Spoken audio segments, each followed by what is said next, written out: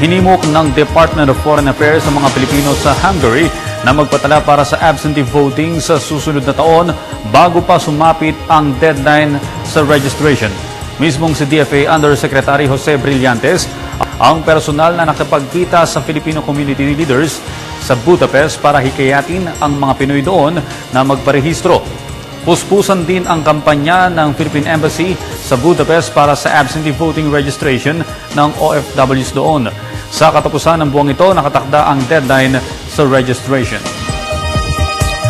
Sa iba pang balita, nakatakdang makipagpulong ngayong umaga ang bagong itinalagang PIDEA Director General na si Arturo Cacdac sa lahat ng mga tauhan ng ahensya. Ayon kay PIDEA spokesman Derek Carrion, itinakda ang conference ngayong umaga sa bago nilang hepe upang makilala nito ang mga tauhan. Una nang inihayag ni Cacdac na isa sa tututukan niya ang paglilinis sa mga tiwaling miyembro ng ahensya.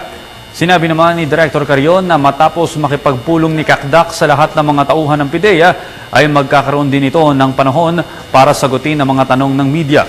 Tiniyak ni Carrion na handa nilang ibigay ang buong suporta sa bagong pamunuan ng ahensya.